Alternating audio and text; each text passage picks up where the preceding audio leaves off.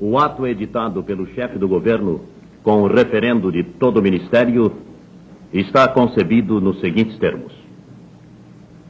O presidente da República Federativa do Brasil, ouvido o Conselho de Segurança Nacional, e considerando que a Revolução Brasileira de 31 de março de 1964 teve, conforme decorre dos atos com os quais se institucionalizou, fundamentos e propósitos que visavam a dar ao país um regime que, atendendo às exigências de um sistema jurídico e político, assegurasse autêntica ordem democrática, baseada na liberdade, no respeito à dignidade da pessoa humana, no combate à subversão e às ideologias contrárias às tradições de nosso povo, na luta contra a corrupção, buscando, deste modo, os meios indispensáveis à obra de reconstrução econômica, financeira, política e moral do Brasil, de maneira a poder enfrentar de modo direto e imediato os graves e urgentes problemas de que dependem a restauração da ordem interna e do prestígio internacional da nossa pátria. Preâmbulo do Ato Institucional número 1, de 9 de abril de 1964. Considerando que o Governo da República, responsável pela execução daqueles objetivos e pela ordem e segurança internas, não só não pode permitir que pessoas ou grupos antirrevolucionários contra ela trabalhem, tramem ou ajam, sob pena de estar faltando a compromissos que assumiu com o povo brasileiro, bem como porque o poder revolucionário, ao editar o Ato Institucional número 2, afirmou categoricamente que não se disse que a revolução foi, mas que é e continuará. E, portanto, o processo revolucionário em desenvolvimento não pode ser detido. Considerando que esse mesmo poder revolucionário, exercido pelo presidente da República, ao convocar o Congresso Nacional para discutir, votar e promulgar a nova Constituição, estabeleceu que esta, além de representar a institucionalização dos ideais e princípios da Revolução, deveria assegurar a continuidade da obra revolucionária, Ato Institucional número 4, de 7 de dezembro de 1966. Considerando, no entanto, que atos nitidamente subversivos, oriundos dos mais distintos setores políticos e culturais, comprovam que os instrumentos jurídicos que a Revolução vitoriosa outorgou à nação para sua defesa, desenvolvimento e bem-estar de seu povo, estão servindo de meios para combatê-la e destruí-la.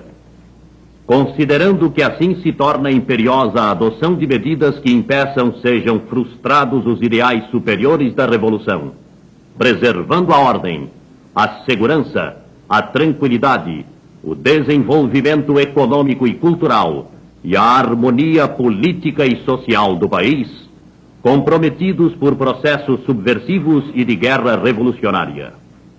Considerando que todos esses fatos perturbadores da ordem são contrários aos ideais e à consolidação do movimento de março de 1964, obrigando os que por ele se responsabilizaram e juraram defendê-lo a adotarem as providências necessárias que evitem sua destruição, resolve editar o seguinte ato institucional. Artigo 1º.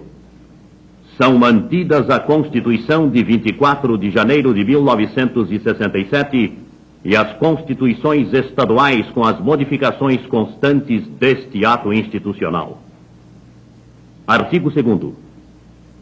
O Presidente da República poderá decretar o recesso do Congresso Nacional, das Assembleias Legislativas e das Câmaras de Vereadores por ato complementar em estado de sítio ou fora dele, só voltando os mesmos a funcionar quando convocados pelo Presidente da República. Parágrafo 1º. Decretado o recesso parlamentar, o Poder Executivo correspondente fica autorizado a legislar em todas as matérias previstas na Constituição ou na Lei Orgânica dos Municípios. Parágrafo 2º. Durante o período de recesso, os senadores, os deputados federais, estaduais e os vereadores só perceberão a parte fixa de seus subsídios. Parágrafo 3º.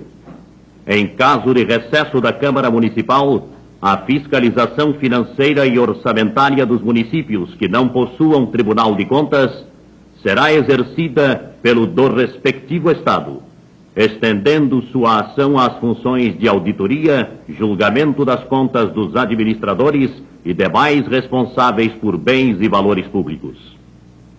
Artigo 3º. O Presidente da República, no interesse nacional, poderá decretar a intervenção nos estados e municípios sem as limitações previstas na Constituição. Parágrafo único. Os interventores nos estados e municípios serão nomeados pelo Presidente da República e exercerão todas as funções e atribuições que caibam respectivamente aos governadores ou prefeitos e gozarão das prerrogativas, vencimentos e vantagens fixados em lei. Artigo 4º. No interesse de preservar a Revolução, o Presidente da República, ouvido o Conselho de Segurança Nacional e sem as limitações previstas na Constituição, poderá suspender os direitos políticos de quaisquer cidadãos pelo prazo de 10 anos e cassar mandatos eletivos federais, estaduais e municipais. Parágrafo único. Aos membros dos legislativos federal, estaduais e municipais que tiverem seus mandatos cassados, não serão dados substitutos, determinando-se o quórum parlamentar em função dos lugares efetivamente preenchidos. Artigo 5º. A suspensão dos direitos políticos com base neste ato importa simultaneamente em: primeiro, cessação de privilégio de foro por prerrogativa de função. Segundo, suspensão do direito de votar e de ser votado nas eleições sindicais. Terceiro, proibição de atividades ou manifestação sobre assunto de natureza política. Quarto, aplicação, quando necessária, das seguintes medidas de segurança: A. Liberdade vigiada. B. Proibição de frequentar determinados lugares. C. Domicílio determinado. Parágrafo 1º. O ato que decretar a suspensão dos direitos políticos poderá fixar restrições ou proibições relativamente ao exercício de quaisquer outros direitos públicos ou privados. Parágrafo 2º. As medidas de segurança de que trata o item 4º deste artigo serão aplicadas pelo Ministro do Estado da Justiça, defesa à apreciação de seu ato pelo Poder Judiciário. Artigo 6º. Ficam suspensas as garantias constitucionais ou legais de vitaliciedade, inamovibilidade e estabilidade, bem como a de exercício em funções por prazo certo. Parágrafo 1º.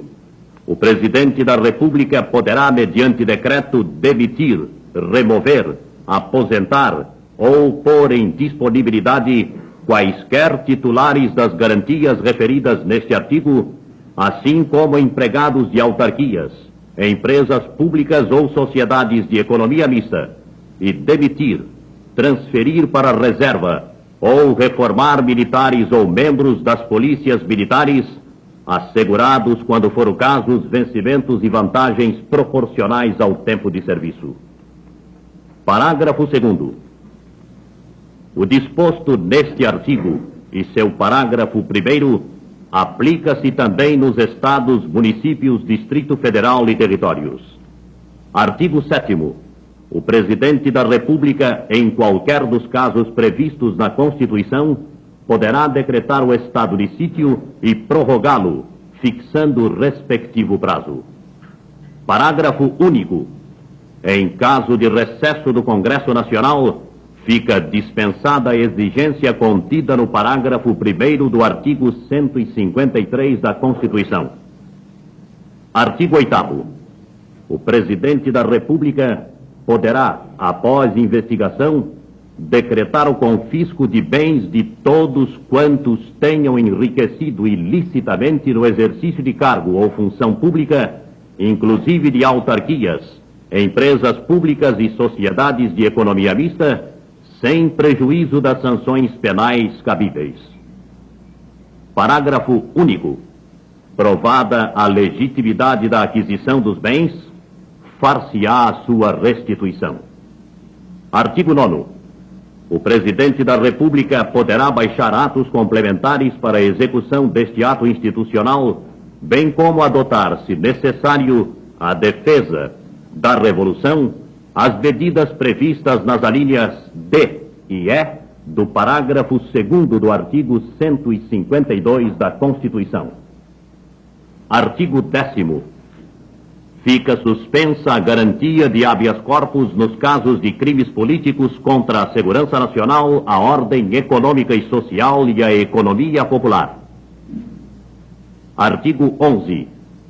Excluem-se de qualquer apreciação judicial todos os atos praticados de acordo com este ato institucional e seus atos complementares, bem como os respectivos efeitos. Artigo 12. O presente ato institucional entra em vigor nesta data, revogadas as disposições em contrário. Brasília, 13 de dezembro de 1968. Seguem-se as assinaturas do Presidente da República e de todos os ministros de Estado. Ato complementar número 38 de 13 de dezembro de 1968. O Presidente da República, no uso da atribuição que lhe confere o artigo 9º do Ato Institucional número 5 de 13 de dezembro de 1968, resolve baixar o seguinte ato complementar. Artigo 1º. Nos termos do artigo 2º e seus parágrafos do Ato Institucional número 5 de 13 de dezembro de 1968, fica decretado o recesso do Congresso Nacional a partir desta data. Artigo 2º. O presente ato complementar entra em vigor nesta data, revogadas as disposições em contrário. Brasília, 13 de dezembro de 1968. E assim, senhoras e senhores, a Agência Nacional dá por encerrada esta transmissão, feita diretamente do Palácio Laranjeiras. A todos somos gratos pelas atenções e boa noite.